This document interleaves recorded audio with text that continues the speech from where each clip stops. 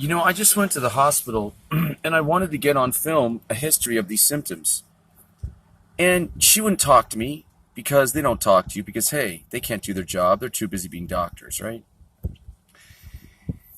My whole face changed when I got bit in the leg while working with banana crops in Israel in 1978 because they had drip irrigation that they had invented, and they brought those crops from a tropical place, and this is a neglected tropical disease and a parasitic fungus similar to the organism that causes zombie ants on the web.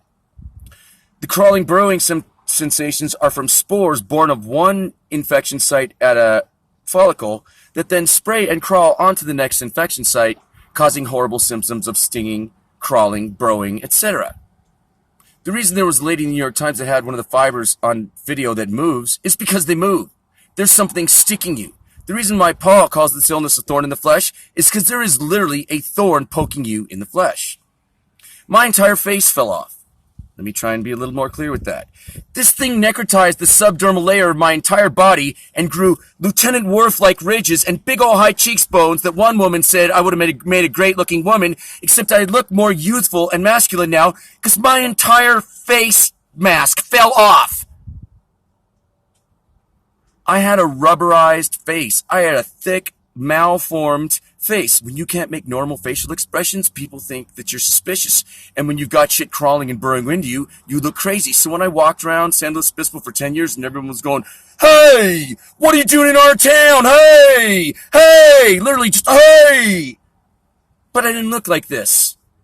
So now, after the first 35 years of having this illness and being told I'm psychotic, and it does cause schizophrenia, and it does cause suffering that causes you to think you're crazy, and also a biochemical imbalance to make you crazy.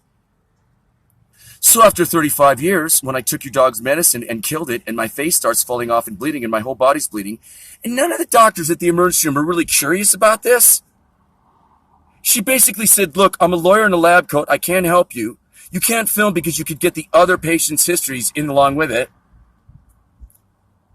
And you look like you did a good job. You're doing everything you can, and you're not a nuisance by coming here today because basically I know and you know that what you're saying is right, that you can't get a doctor, that a for-profit healthcare system is an oxymoron, and have a nice day."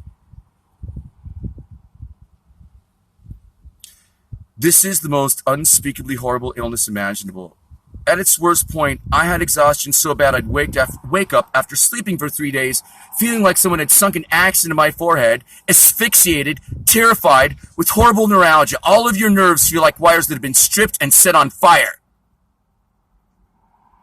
I gained almost 100 pounds, and I did what the zombie ant does when the organism that turns it into a zombie drives it to a lower portion of the canopy, causes it to freeze on a branch, and lets these spores, which in my case it can't kill, eat its flesh. So it zombifies it. It tells it, hey, you're going to go to a lower portion of the canopy and then grab a branch and then freeze there. And what it says to me is you're going to sit in your apartment, gain 100 pounds, not do shit, and let me feed off your body since I can't kill you. And when I started to win the battle, you know what it said to me over and over again? Kill yourself, kill yourself, kill yourself, kill yourself, kill yourself.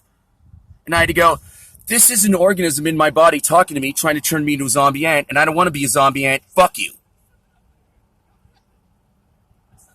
So when I say that I've been sent to hell by an unspeakably horrible organism, and that we have a for-profit healthcare system, so we have a health profit system, this face was brought to you by a for-profit healthcare system. And it is a picture of hell, and you don't want to live here. And even that nice lady at the emergency room doesn't really know and doesn't really care and isn't really that curious, and was a very nice person who did her best, given that she's a bureaucratic functionary and a lawyer in a huge system designed to look like it gives you care. Well, it really doesn't give you care. And the emergency room is a horrible place to get care. And there's someone babbling in the background. I'm just going to stop now. Bye.